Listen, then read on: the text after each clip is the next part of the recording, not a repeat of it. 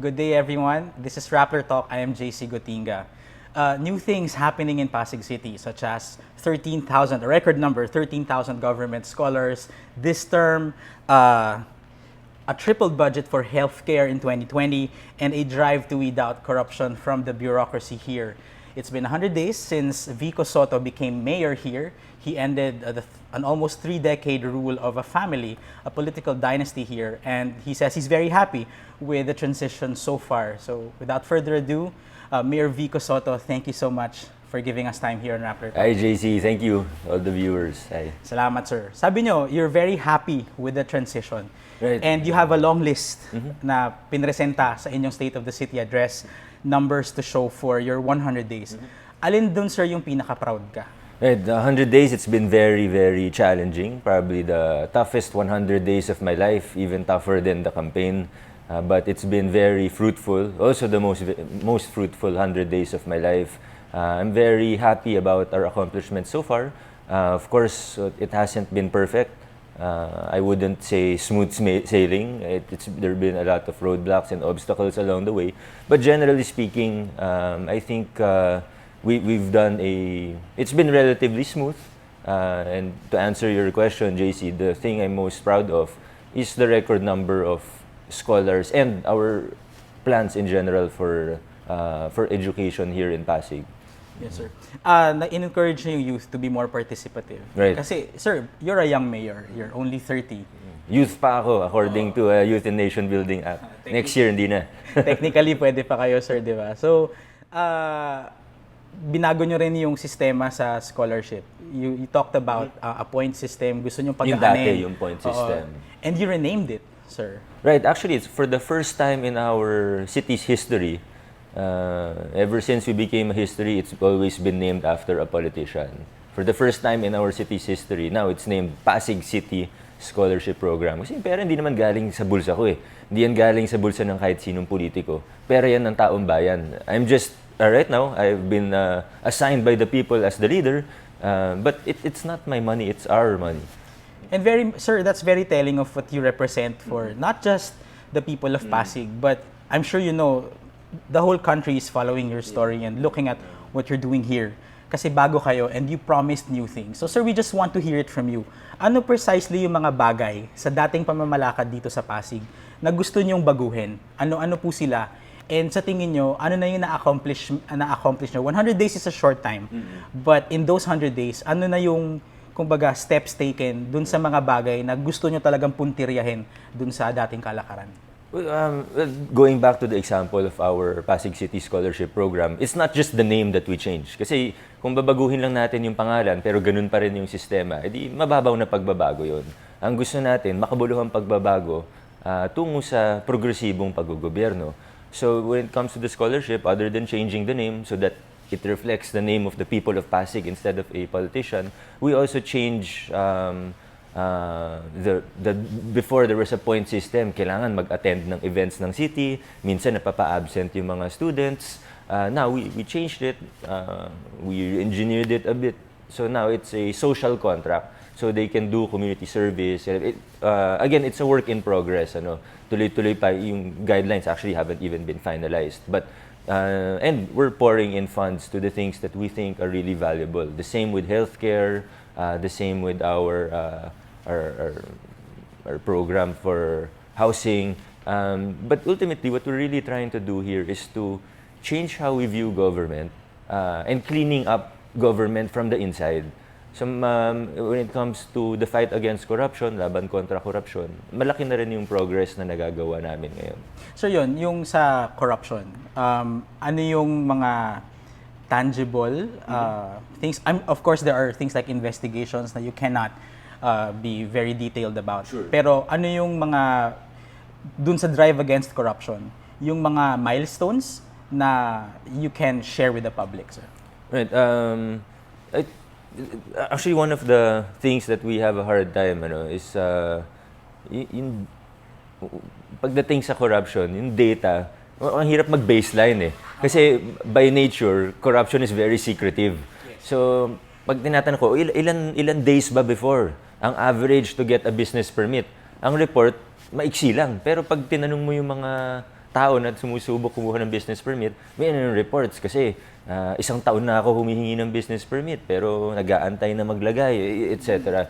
But so very anecdotal or qualitative yung mga reports, but I think objectively speaking, the people who come here know that talagang may drive tayo against corruption, and we've made a lot of progress so far.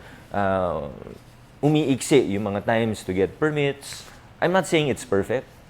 And also, we started yung sa traffic enforcers kasi yan yung mas high impact and invisible. Yung yung TPMO, mga sir. nangungutong, so may mga nasuspend tayo, may mga for investigation, may mga hindi ni-renew because of corrupt practices. Which directly leads to yung traffic management natin, kung maganda or hindi yung traffic management. Depende kung corrupt yung mga blue boys namin, very notorious blue boys, talagang magiging magulo yung traffic management namin. So that's one example. And actually from around 20 complaints a day that I was personally getting when I started in July, I'm happy to say that now I only get maybe 3 to 5 complaints a day when it comes to our blue boys. Ito yung mga personal na nagreklamo sa akin, na nagte-text, nagme-message. So I think yun pa lang, malaki, that's a big piece of evidence that we're really combating corruption. And we're doing this from the rank and file levels until the department heads and until the highest level of our LGU. Meron na ba kayo, sir, ini-investigate dun sa mga higher ranks? Yes. Yung iba kasi nag-resign na lang. Ako naman, hindi naman ako vindictive na tao. If someone will file a case against them or may nahanap talagang ebidensya, sige. Pero hindi, kumbaga, ang daming problema, ang daming programa, ang daming project. I don't want to waste my time also doing a witch hunt. Pero, sa isang banda, alam natin na may korupsyon. So some of the department heads, some of the high-ranking officials have left, have resigned. We have one now who is preventively suspended without pay. We're investigating her for corrupt practices. And then yung Senro, just this week, di ba? Ayun Sen, yun. dalawa. Ayun. Yun, nabanggit niyo na, sir, yung case. There's this group, Tambuli ng Pasig. They filed a case against former Mayor Bobby Eusebio, his wife, former Mayor Maribel Eusebio, and several former and current councilors involved na tag dun sa case, including Vice Mayor Io Bernardo. So, umpisahan natin sa how is your relationship, sir, with yung mga katrabaho nyo in the immediate circle, in the city council, na nandun din sila sa the former administration? Maayos naman yung relationship namin. Pagdating dun sa kaso, well, that's a civil society organization. They're free to do what they want. They're an independent group. A lot of them are my friends, pero they're independent. They think for themselves. And ang sabi ko naman sila nung nag-usap kami, sige, kung tingin nyo, yun yung tamang gawin ninyo. Pero hindi para, ako yung gagawa or ako mag-initiate. Hindi, kayo gumawa niyan kung gusto niyong gawin. Hindi ko kayo ni-encourage, hindi ko kayo din-discourage. That's the value of having civil society participation.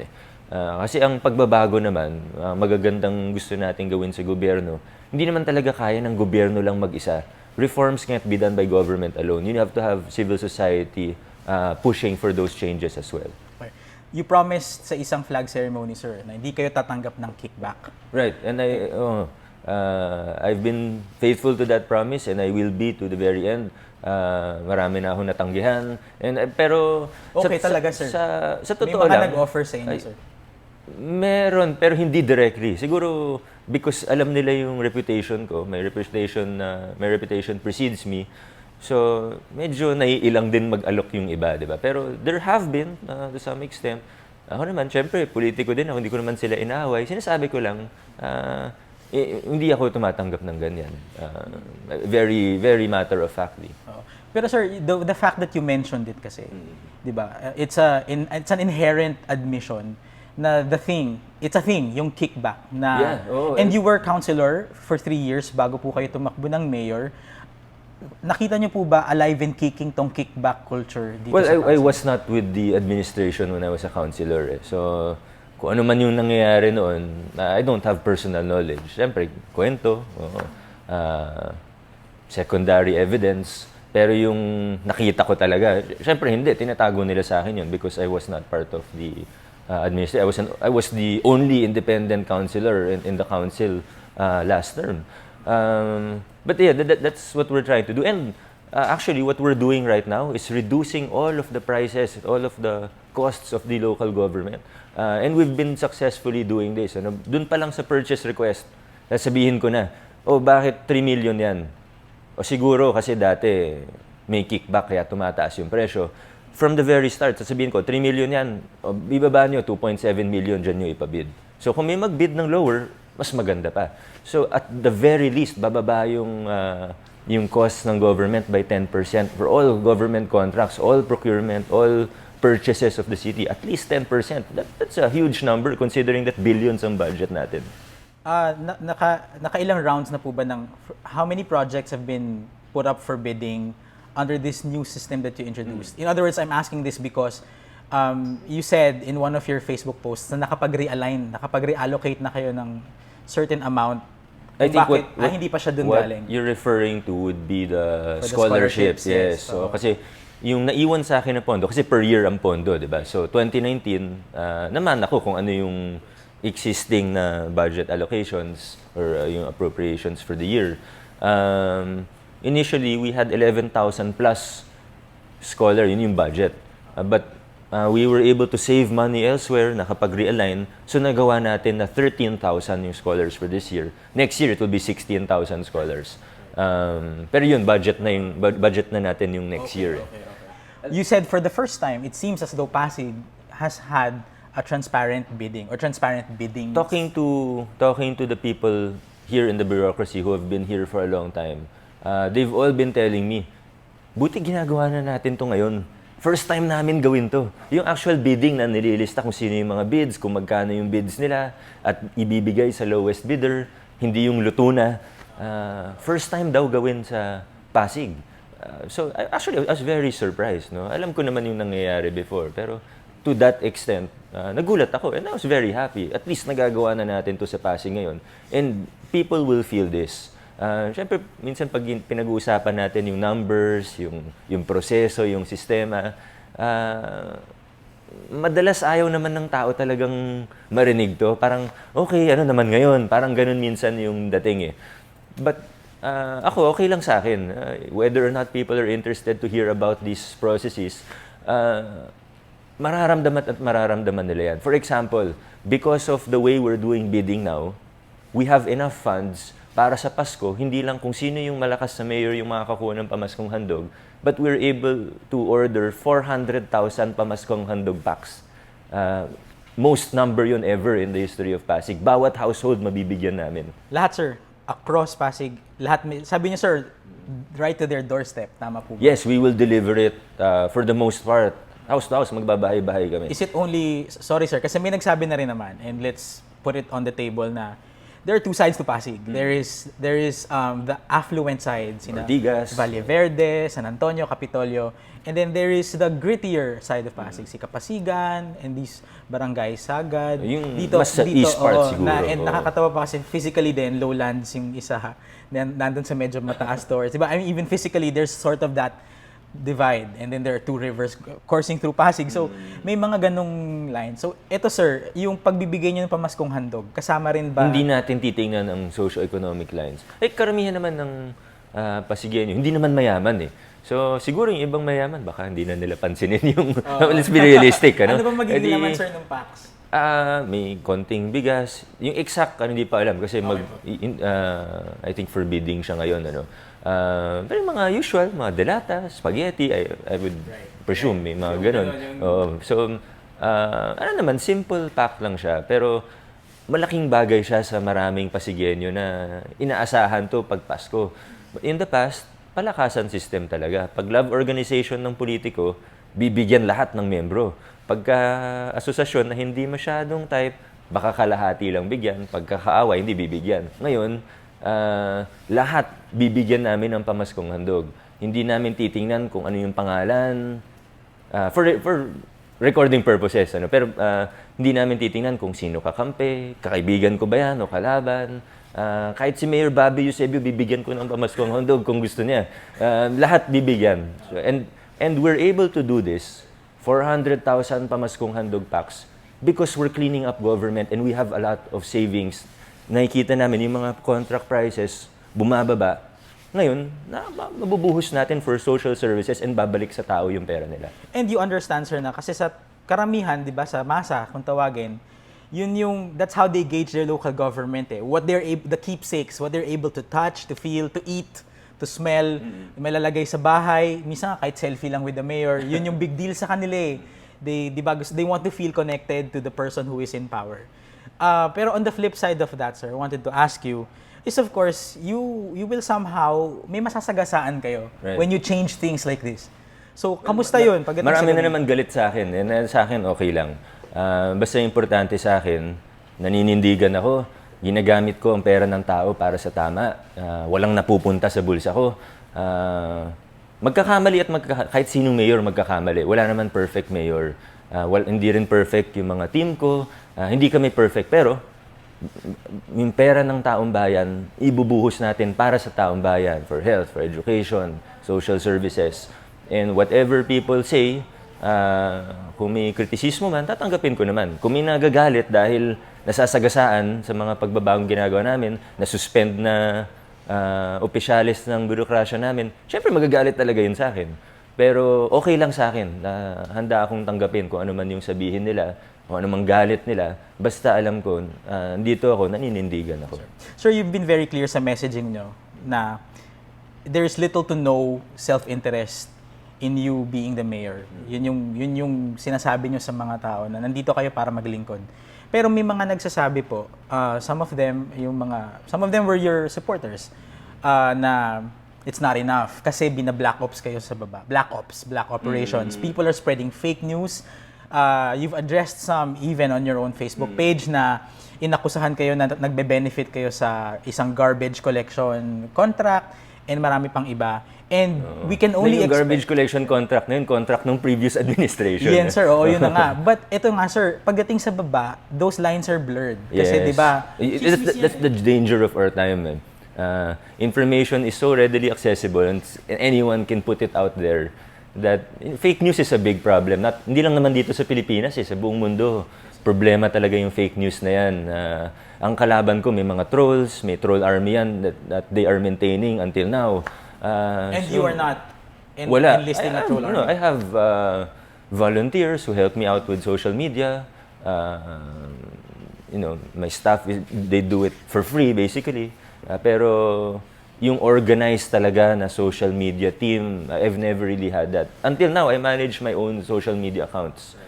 So yung Facebook yung Facebook ko na Vico Sotto, ako lang talaga yun. So it's a challenge.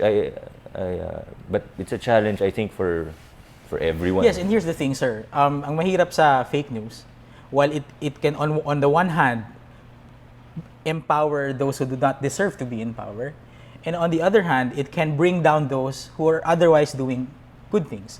Kumbaga, sa madaling salita, pwede rin kayong pabagsakin. Sabi nga rin po nung and we've seen it happen all across the world, diba? But so actually, kung may isa akong pagkakamali ng mga first weeks or first weeks in office, kung may isa akong pagkakamali, it's the failure to communicate effectively with the people.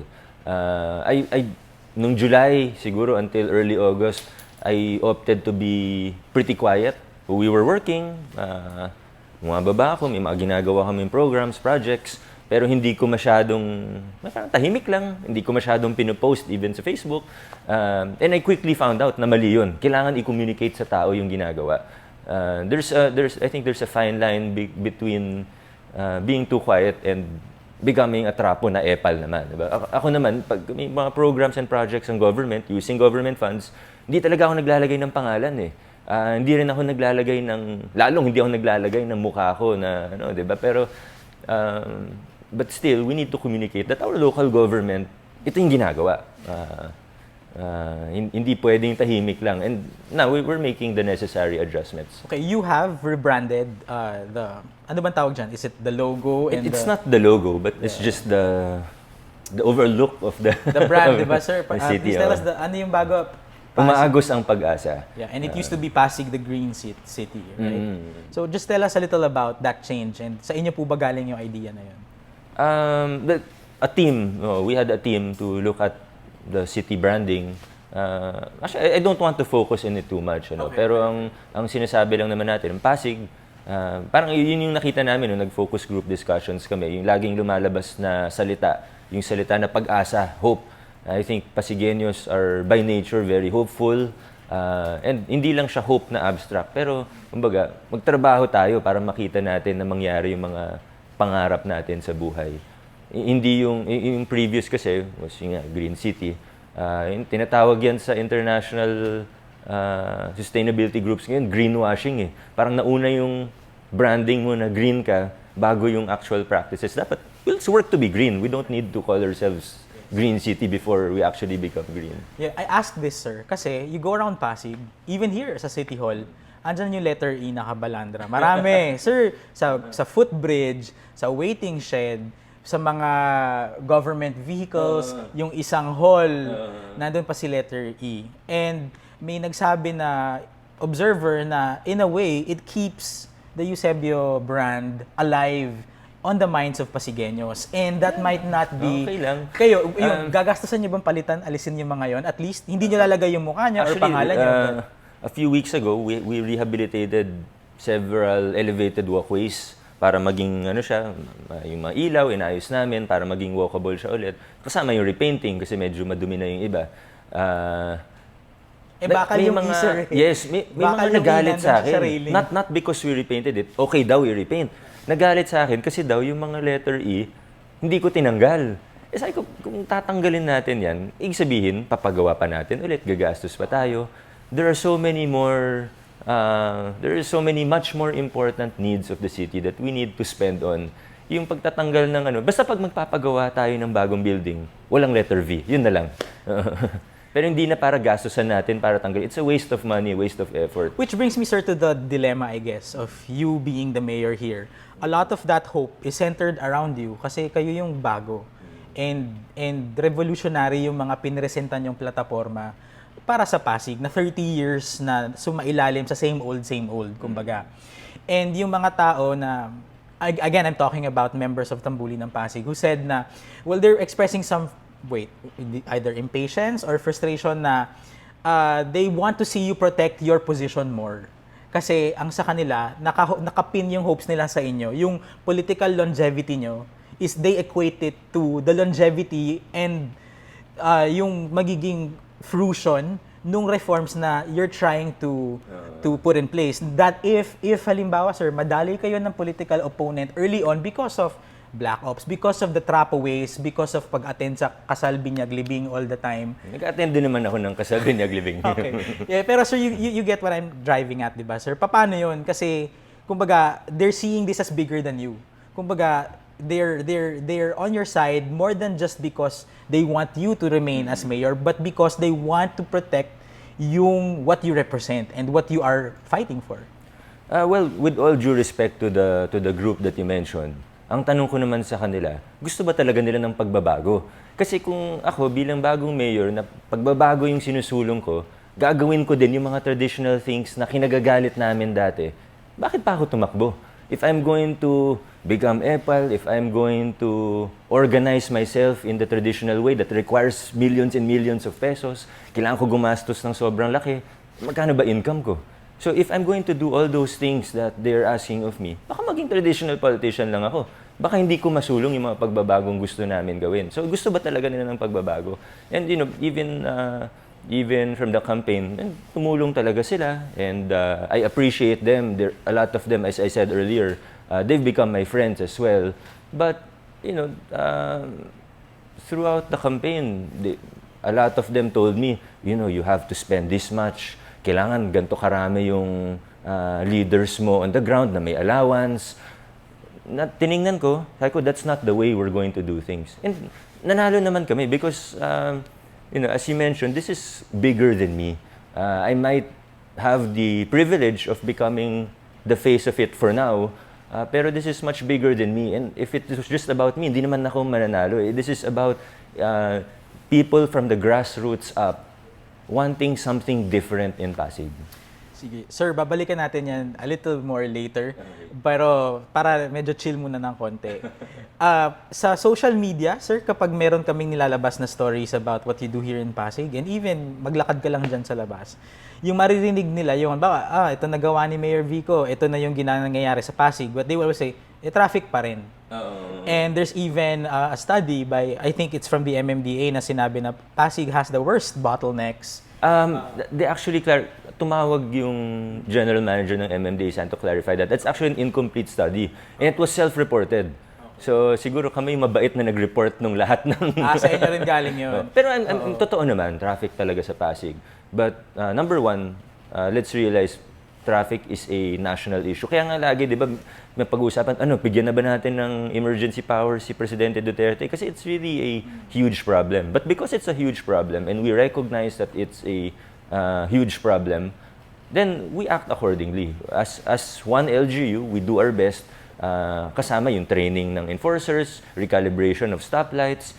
Pero siguro ang kailangan din natin ma-realize as commuters, as motorists, na yes, we are trying to do our best to solve traffic as an LGU. But really, the solutions to traffic or immobility will come through a joint effort by all LGUs and the national government. So kailangan makipagtulungan tayo. Mass transit is really the long-term solution dito sa Pasig. Okay, road widening tayo. Saan tayo mag-road widening? I-demolish natin lahat ng mga bahay sa gilid. It's no longer feasible to road widening, to do road widening, at least for the most part. So it's really shifting our perspective towards mobility, moving people, and working towards mass transit. Next month, may parating kaming 2 ferry boats. We're working also with the MMDA. Pero again, we're trying to do our best. We're studying it. We're acting on it. We've reduced, for example, corruption sa traffic enforcers. We've retrained them. Yung nabanggit ko na. You hired some more, di ba? You hired augmentation para lahat ng intersection. May tao. Inayos namin yung communication system. Na pati dito sa command center, paano yung pagbato ng instructions sa kanila, looking at it from a bird's eye view, and then also the per street basis. Pero passing area din talaga ang Pasig eh. So, it's the balance of, okay, let's work on it, let's do whatever we can, whether in little or big ways, but also realizing the fact that it's a national problem, it's a Metro Manila-wide problem. Not even just Metro Manila-wide, kasi mga papasok galing Rizal dito dumadaan. So I think if we want to solve something, anything, if we want to solve any given problem, we have to properly identify the root causes. Sir, yun. Pero sa maraming tao, I'm sure na manonood nito, na-imagine ko na yung mga comments nila. Na ganun, despite everything you do and everything you say, maalala nila the hell that they go through. Pagdadaan na sila sa I understand because their sentiments are valid. Lahat naman tayo busit na busit sa traffic, di ba? Pero yun talaga, it's a national problem. As an LG, we're trying our best. We've tried so many interventions. Hindi ko naman lahat ina-announce pero siguro yung iba, mga highlights lang. Yung iba, things that we often overlook. Kasi ang daling sabihin na, itong kalsada na to, dapat hinahatak to kasi nandito ako. Parang di ba, pag ito yung nakikita mo, ang daling sabihin, hatakin natin to. Pero hindi na-realize ng mga ibang drivers or commuters na pag hinatak mo pala yung kalsada na to, yung perpendicular road, magja-jam. Pag nag-jam to, 3 intersections back, magja-jam din. So ito yung mga nakikita natin from a bird's eye view. Parang Rubik's Cube lang. It's not as simple. Like for example, C5. May isang aksidente sa C5 na kahit sa labas na ng Pasig, wala na. Ano na talaga lahat. So, a lot of it is coordination with the MMDA. I appreciate the MMDA kasi recently, sobrang bilis ng response nila. May nasiraan kaming truck. May nasiraan na truck sa ilalim ng C5 flyover sa Bagong Ilog a few weeks ago. Parang wala pang 1 oras, nakuha na. Pero even that less than an hour time na na-stuck yung truck doon sa ilalim, it caused a jam throughout Pasig. Hanggang dito na malayo na sa ano, pero pag tinrace namin, dinitingnan namin from a bird's eye view, yun talaga, that one choke point. Kawawa na yung buong Pasig hanggang sa Pasig, hanggang si Raimundo at Sixto nag-traffic na because of that. So these are the little things that we often overlook. Diba, ilan beses na lahat naman tayo nakadaan na sa isang kalsada tapos sa dulo. Kaya pala traffic kasi may nasiraan na truck. Diba, it happens all the time. I noticed, sir, yung Capitolio, tama ba yung mga exclusive villages before? Tama ba? Nabuksan na yun, sir? At least at certain times para pwedeng lumusot? All public roads. Okay. We gave them an order to open. Pineda and Capitolio yung pinakamaraming nakasara before, nakasara dati, pinabuksan na namin. Okay. That helped ease traffic. And that's crucial kasi talagang daanan yun from Pasig, C5 going to Ortigas and Makati. Okay, sir, another thing naman, you're an Atenean, you were a graduate of the Ateneo de Manila University. Now, there was a recent protest by students because meron daw sexually predatory professors and they wanted transparency. So, number one, do you have an opinion on that? And then number two, how do you address sexual harassment within your bureaucracy? Well, we know sexual harassment is a big problem, again, worldwide, I guess. We've encountered several instances here in Pasig. As for Ateneo, I don't think I know enough details sa nangyayari dun sa Ateneo to talk on it. No? Siyempre, we want to stop sexual harassment. Here in Pasig, we made it clear to our HR department that cases of sexual harassment will be taken very seriously. There have been reports, but of course, kailangan investigation. No?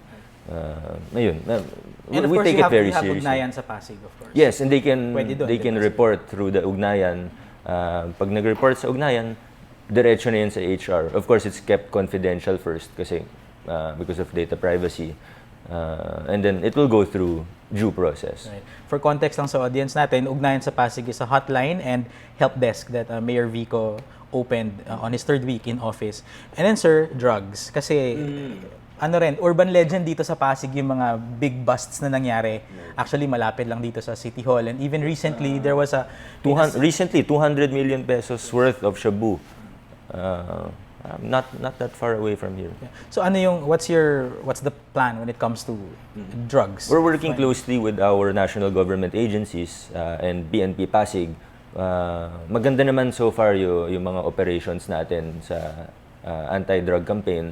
But we're making sure that we take care of both sides of the drug war.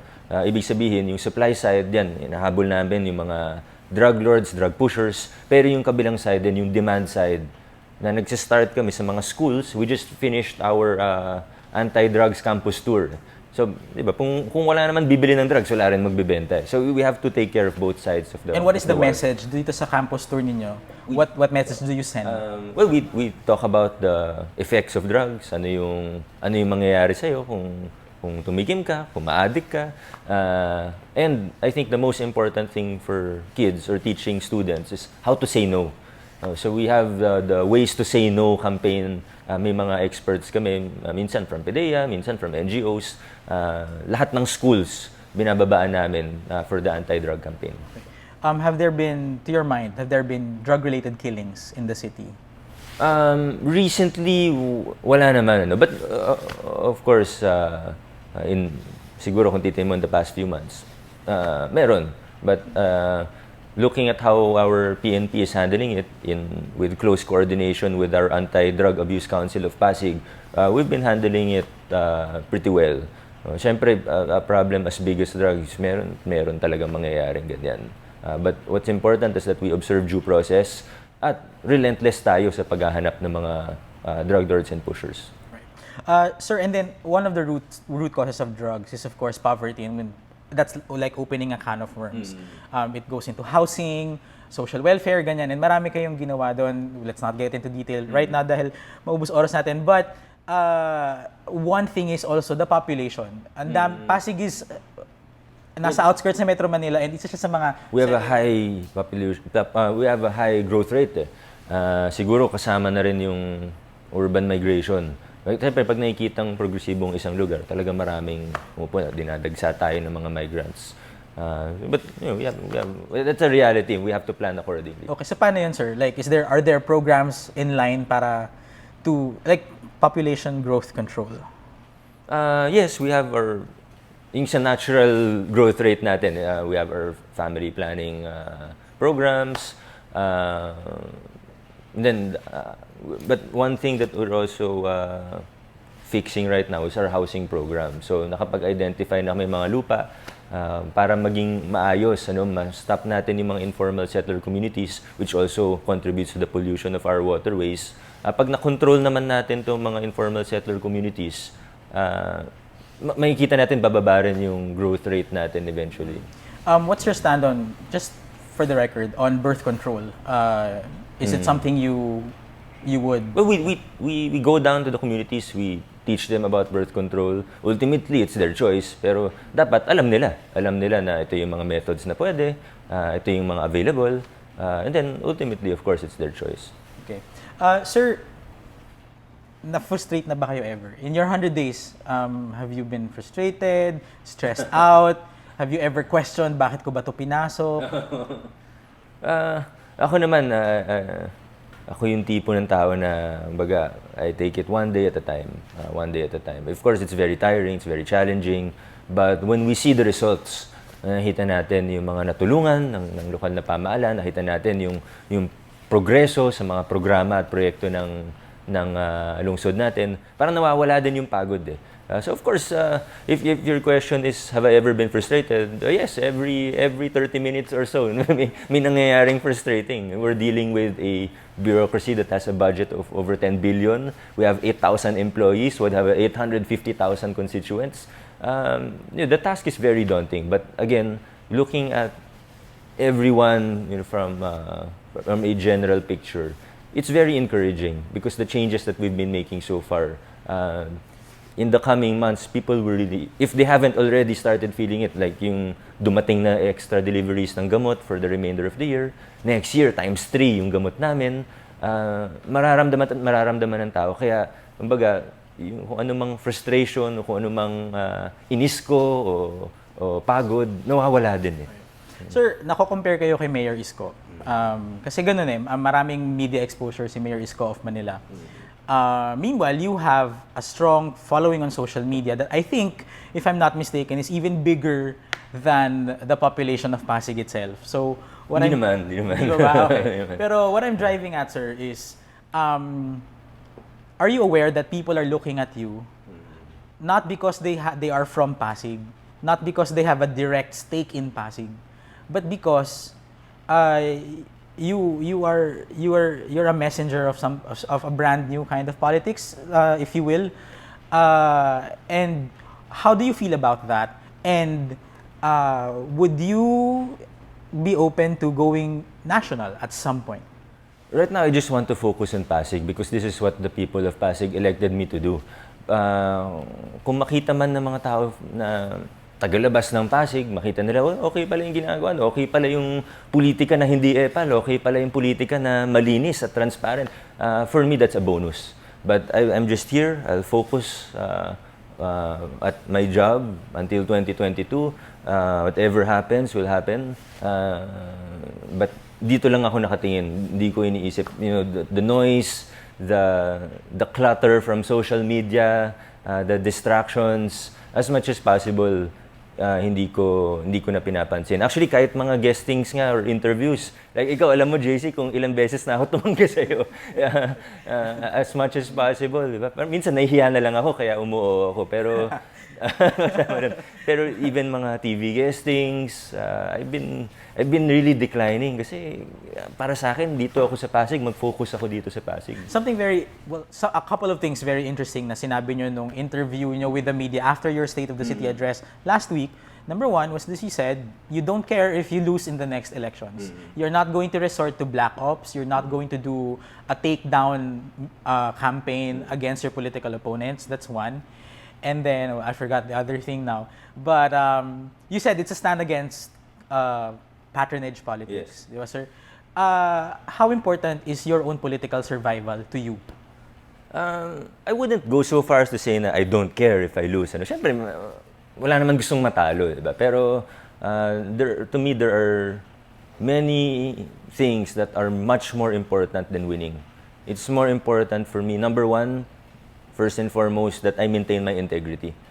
Kasi yung posisyon, mawawala yan eventually. Whether I have 1 term, 2 terms, 3 terms, eventually matatapos din yan.